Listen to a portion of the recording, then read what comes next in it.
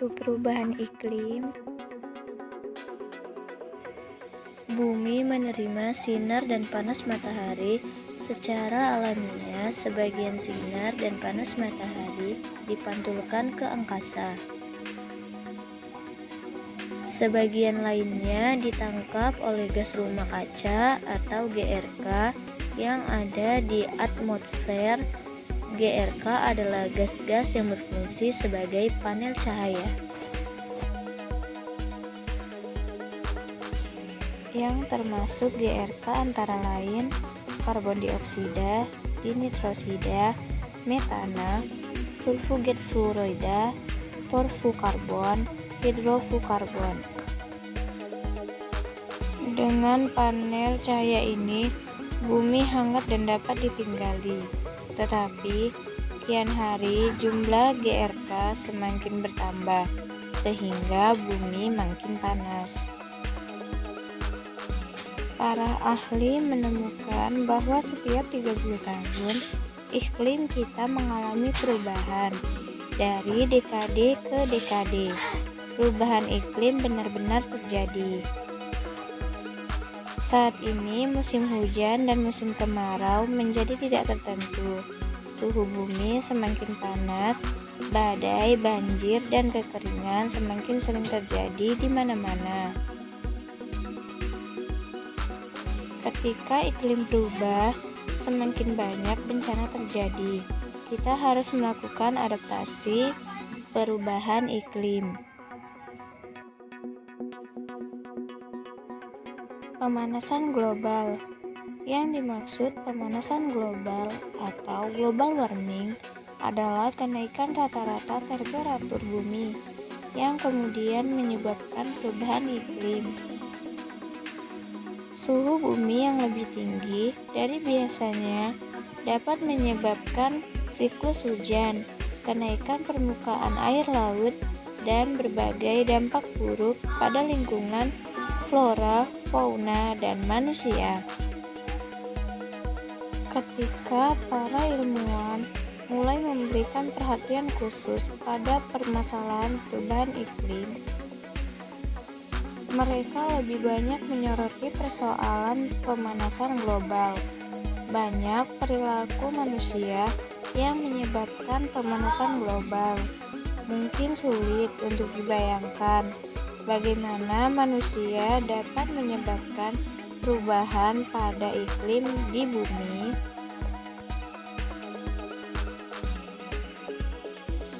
Selama berjuta-juta lamanya, perubahan iklim berjalan secara alamiah, tetapi dengan adanya revolusi industri, manusia mulai memberikan pengaruh yang lebih banyak pada perubahan iklim dan kerusakan lingkungan. Revolusi industri adalah pada saat manusia mulai menggunakan mesin untuk mempermudah hidupnya. Revolusi ini dimulai sekitaran 200 tahun yang lalu dan mengubah gaya hidup manusia.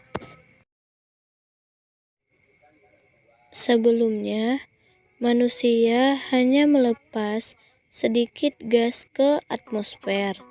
Namun, saat ini bersamaan dengan tingginya pertumbuhan penduduk, pembakaran bahan bakar fosil, dan penebangan hutan, manusia memengaruhi perubahan komposisi gas di atmosfer secara besar-besaran.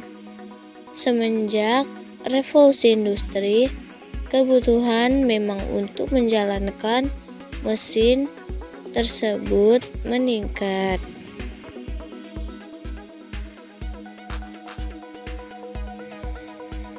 Pemanasan global.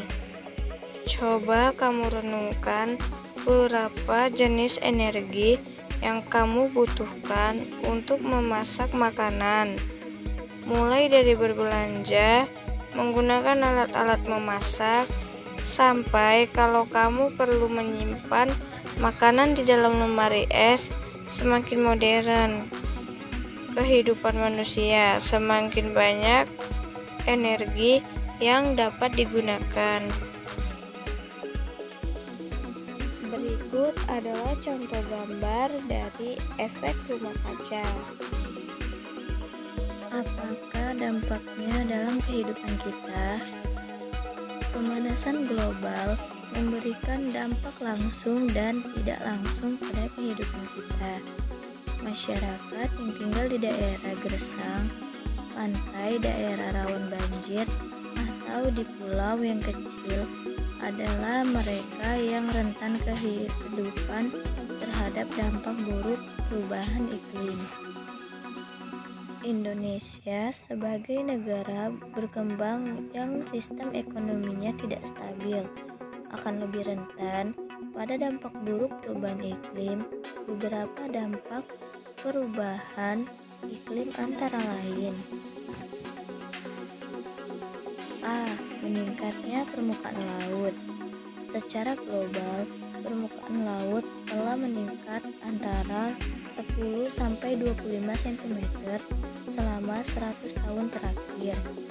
Hal ini dipercaya para ilmuwan karena adanya pemuaian air laut yang diakibatkan peningkatan suhu bumi.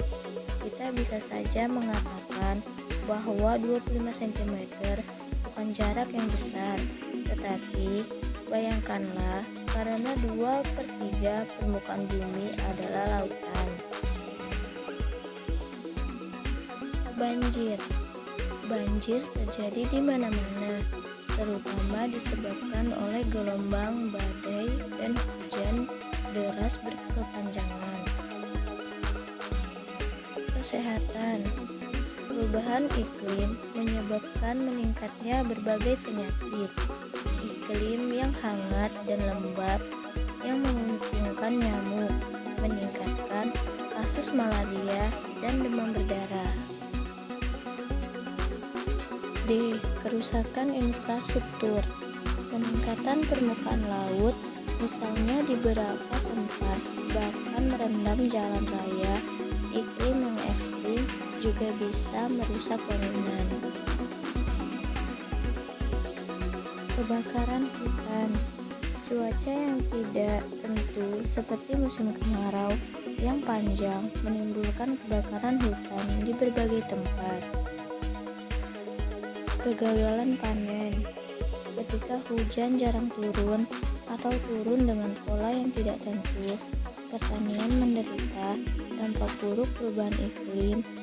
Para petani harus mempelajari kembali cara-cara baru yang disesuaikan dengan terjadinya perubahan iklim. Kurangnya persediaan air bersih. Perserikatan Bangsa-Bangsa atau PBB melaporkan bahwa menjelang tahun 2025, lebih dari 2,5 miliar penduduk dunia mengalami kekurangan air bersih. Diperkirakan 12.000 km persegi sumber air di bumi tercemar. Jika tidak dilakukan perbaikan, maka kerusakan itu akan mencapai 18.000 km persegi. Adaptasi perubahan iklim sekarang. Langkah-langkah pengurangan risiko perubahan iklim adalah sebagai berikut. Hemat energi. Banyak kegiatan manusia yang meningkatkan jumlah GRK di atmosfer. Salah satunya adalah kegiatan yang membutuhkan tenaga listrik, karena listrik sebagian besar diperoleh dari batu bara dan minyak bumi. Energi bukan saja listrik. Mengurangi penggunaan kendaraan bermotor juga adalah langkah pengurangan peningkatan GRK. Mengelola sampah, artinya tidak melakukan penimbunan. Timbunan sampah mengeluarkan gas metana. Metana juga dihasilkan oleh limbah binatang seperti susu dan daging. Memisah-misahkan sampah dan melakukan daur ulang sampah akan membantu mengurangi peningkatan GRK.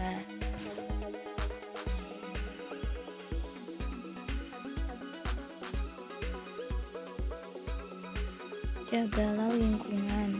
Salah satu dengan menjaga kebersihan lingkungan, jangan biarkan sampah menjadi tempat yang bersarang tikus, dan selokan jadi tempat bersarang nyamuk. Hindarkan diri dan keluargamu terjangkit penyakit akibat perubahan iklim. Tanamlah lebih banyak pohon di halaman, terutama di daerah perbukitan yang rawan longsor. Ayo siaga. Meskipun sekuat tenaga kita menghentikan peningkatan GRK, perubahan iklim telah terjadi. Atmosfer kini telah tercemar selama puluhan tahun.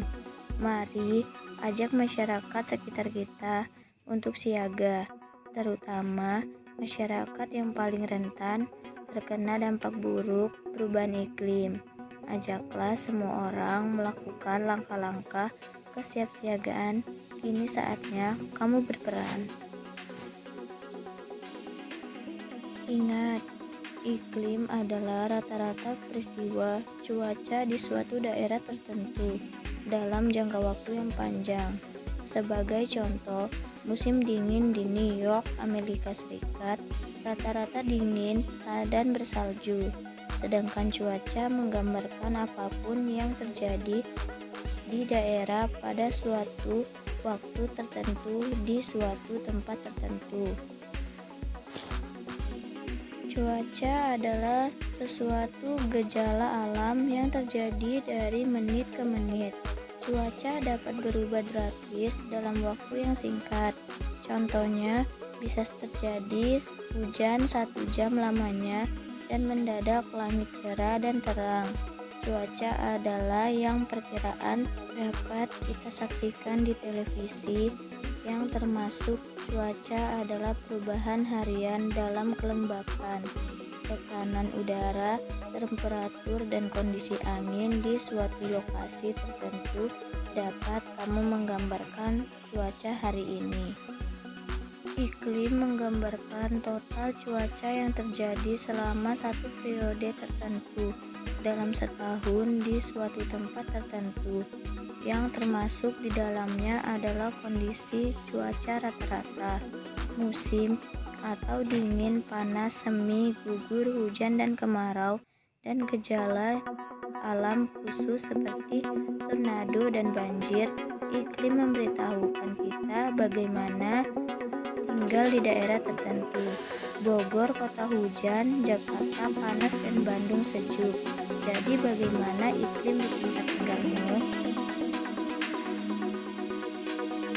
Tanam pohon sebanyak-banyaknya.